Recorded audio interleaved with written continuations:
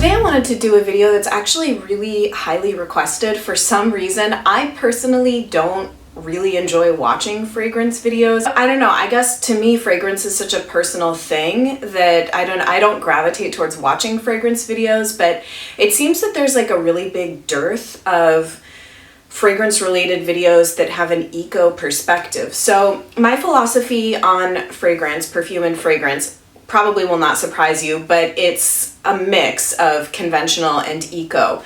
My sort of general rule of thumb that I try and adhere by is if I'm applying something directly to my skin, so either pulse points or my neck, I like it to be as natural as possible, essential oil based, that whole jam. But then there are some conventional fragrances that just in terms of lasting power and the scent themselves that I still like to use. And so I will just spray those kind of on my clothes and I try and avoid my skin as much as possible. I've tried a number of different eco perfumes over the last 4 or 5 years that I've been gravitating towards eco beauty products. I've had some successes and I've had a lot of misses just because I do think that the trade-off, unfortunately, for a lot of more cleanly formulated fragrances is that they just don't last as long. However, the ones that I'm going to show you today that are in rotation for me and that I really, really like actually do have really good lasting power. So maybe eco perfume formulators are sort of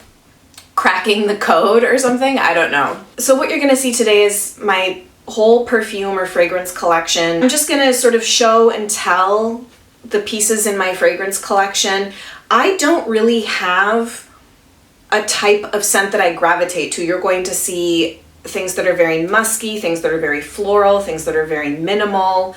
In general, I don't really like scents that are overly powdery. That's the one thing that I kind of try and stay away from. It's so personal because the same scent smells different on everybody based on body chemistry. So I'm just gonna show you what I have and we'll go from there. So I will start with the two that I wear the most on a day-to-day basis, and they hang out in these beautiful little bags. I'll start with the thing I'm wearing today, actually. And it's the Mahalo Attar Ona Ona Perfume Oil for Anointing Love. This came in the You Are Loved Valentine's Day set they did with the petal and the bean. Now, this is something I never would have purchased for myself, but I've really been loving it since February. It's a deep, complex, rose-based scent, but as someone that's sort of a self-proclaimed rose-scented loather, I do not like rose scents. I just don't like synthetic rose, and I'm sure a lot of you can relate to that. Rose Otto, I really enjoy, and that's the scent that's in this and in the petal and in that new Mahalo lip tint. It's just kind of like a deeper, more intense smell, and it doesn't smell like synthetic rose really at all. I don't have like notes in front of me at all. This is a very extemporaneous video. So plus I just think it's sort of like boring to read perfume notes to people. But I would consider it to be a deep grounding floral, I guess. It does have patchouli in it, which I think makes it last.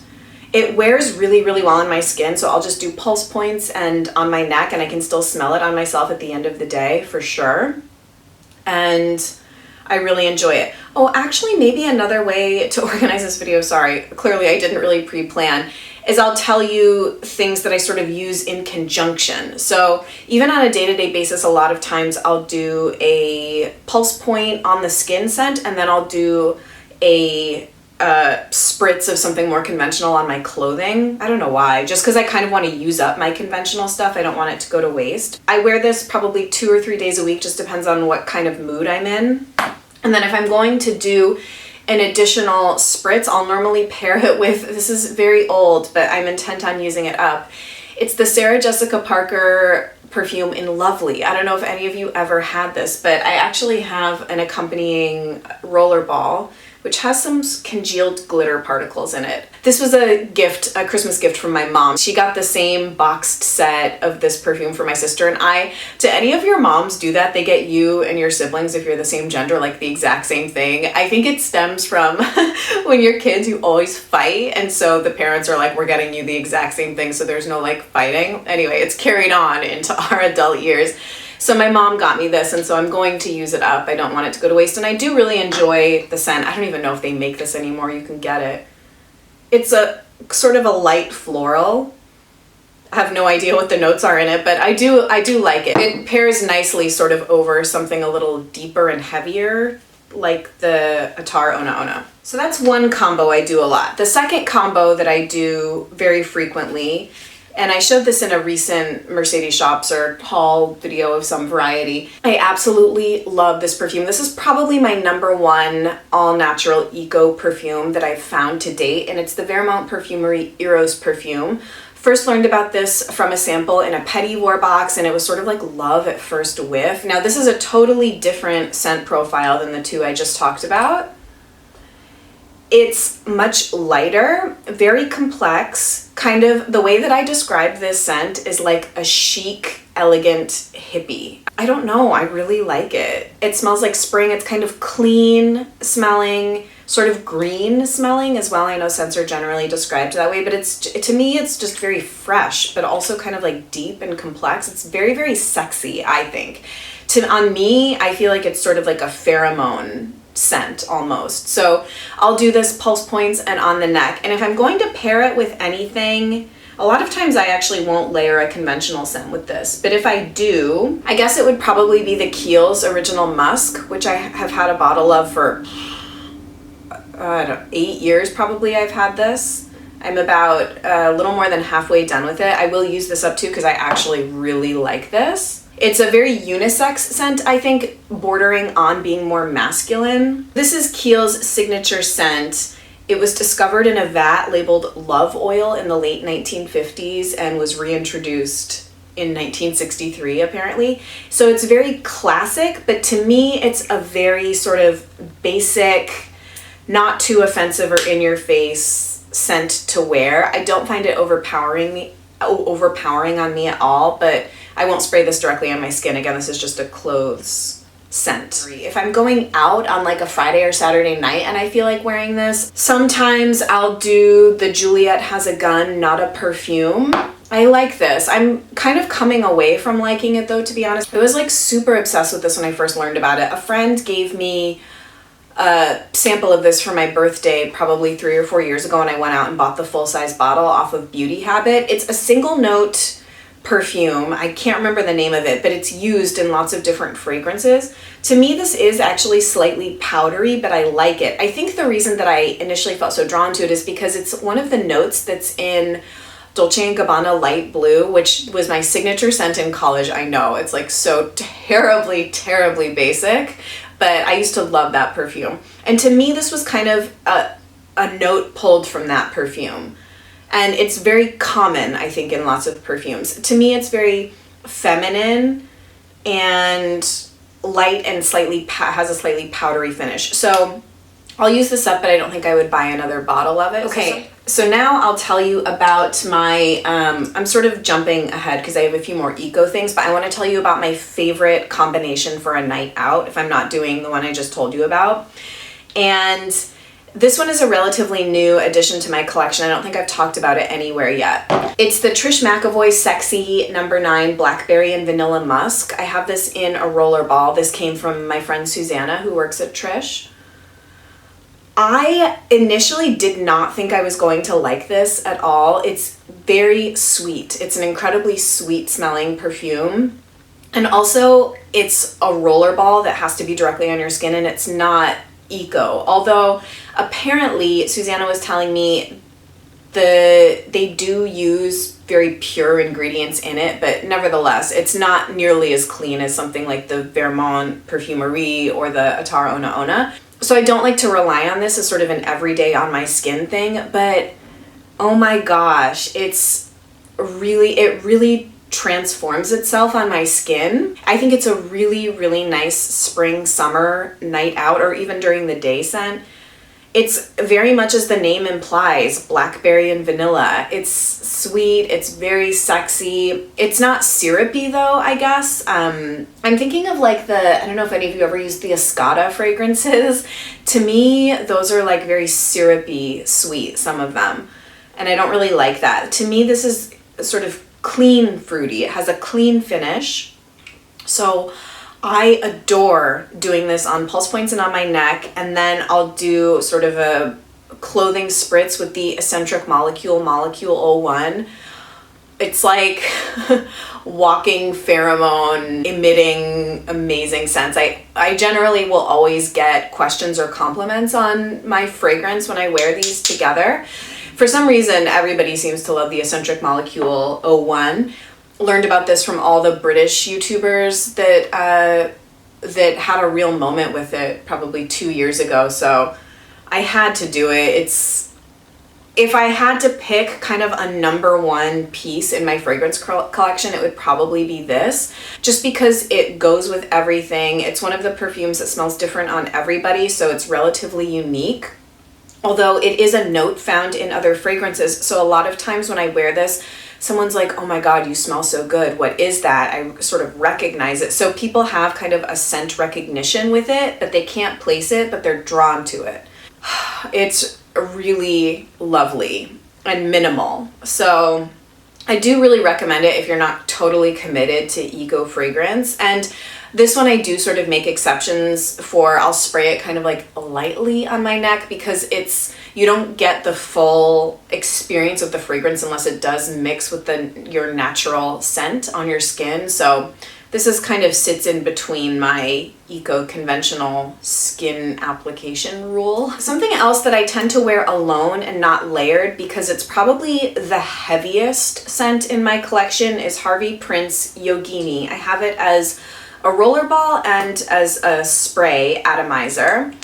And the funny thing is that they smell very different on me. They're similar, but they smell different. I haven't worn this in a while actually because it is a bit heavier. To me, this is more of like a fall winter scent. This is a very classic fragrance, and Harvey Prince is more natural. So if you're interested in long lasting kind of mimicking more conventional fragrances, I think Harvey Prince is a good brand to investigate. I know a lot of people, I don't hear about a lot of people liking Yogini, but I do hear about people liking Harvey Prince fragrances generally. I think this one has like sandalwood in it. It's classic, sort of heavy. I mean, you can tell it's been very well loved. I'm probably going to run out. I do, as I was saying though, prefer the rollerball application. For some reason, the spray application is much heavier, which is not really what I would expect at all. So if I'm going to use this, I have to stand like it's one of those where like I'll spray and walk through it as opposed to spray it directly on me. It's very potent for some reason. I don't really know why.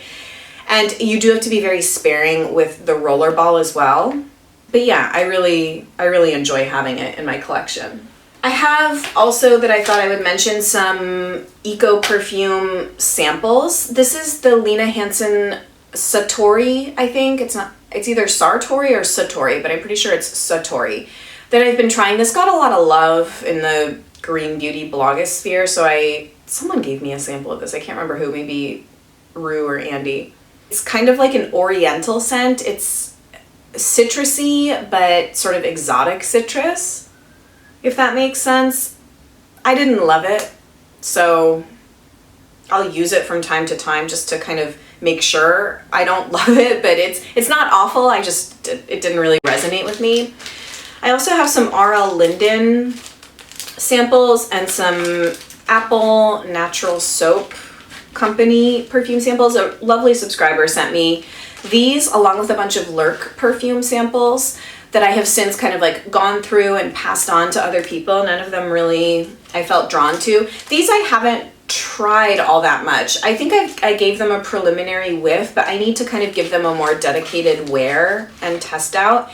And I'll also take this as an opportunity to say that over the years I have tried Strange Invisibles, I have tried Lurk, I have tried Tsila, Tsila. When Spirit Beauty Lounge was like the only game in town, I sampled a lot of the perfumes that they carried at the time. Now, as I was saying, I do think that there's been a bigger proliferation of eco perfume. So yeah, I didn't have a ton of success with them. I either didn't really like the scent or I just didn't think that they lasted or were potent enough to merit the price because they're really expensive. Obviously, the eco beauty perfume world has come a long way, and this is just sort of like my experience. So I have tried, those are the brands I can think of that I've tried to date. Okay, two more quick things to mention and then we will wrap up.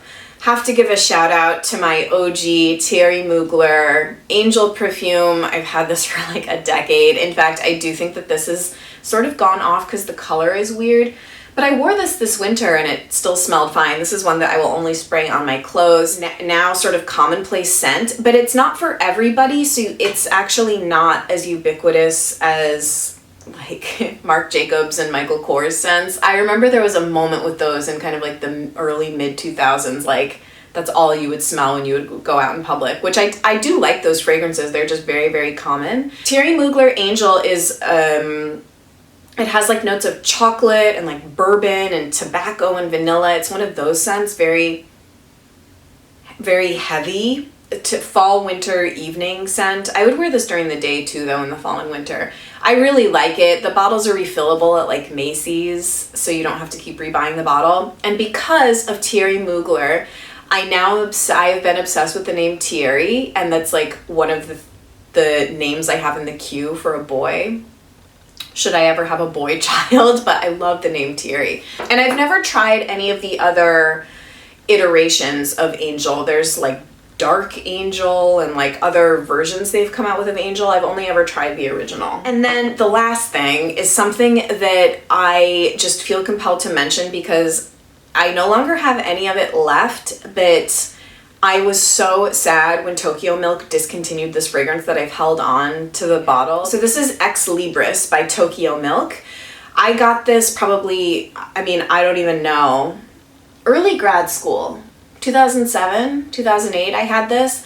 Tokyo Milk still does make other fragrances, as I'm sure you are aware. They were a little bit more niche and hard to find when I first discovered them, and I had probably 2 or 3 other bottles of different Tokyo Milk fragrances. Now Sephora carries the Tokyo Milk Dark line, which I've tried. I don't love any of them, but this was just my favorite. So it's Fig Leaf, Magnolia, Bronzed Musk, and Cardamom. It was just, I mean, I do love fig fragrances too. The Hermès En Jardin Méditerranée, that is like the quintessential fig fragrance to me. I'm obsessed with it. I've gone through a bottle of that in the past. Such a beautiful spring, summer scent. It just reminds me of like, I don't know, not that I'm like this global elite person that's like yachting around the Greek islands, but for some reason that's like what it makes me think of. Fig to me, I really enjoy in a scent, and I just wish Tokyo Milk would bring this back. I would stockpile it for days. And I also always loved the packaging and aesthetic of Tokyo Milk. I think the bottle's very beautiful. So yeah, I'm basically hanging on to an empty perfume bottle for nostalgia's sake. And man, now I'm sad. I never whip this open and smell it, but now I am for this video and just reminded how much I love it. Alright guys, so that's everything for today. I hope you enjoyed hearing me painfully describe the fragrances in my collection. I hope you found this interesting. I would absolutely love to know your fragrance recommendations, particularly in the eco realm. I am sort of trying to stay away from conventional fragrance purchases unless they're really amazing. Given that you've seen this and you kind of know my taste, although my taste is really eclectic with fragrance, I don't really feel like it can be pigeonholed. I would just love to hear your recommendations and what you love or what you think I would like. So thank you so much for watching as always, and can't wait to see you guys in the next one. Bye.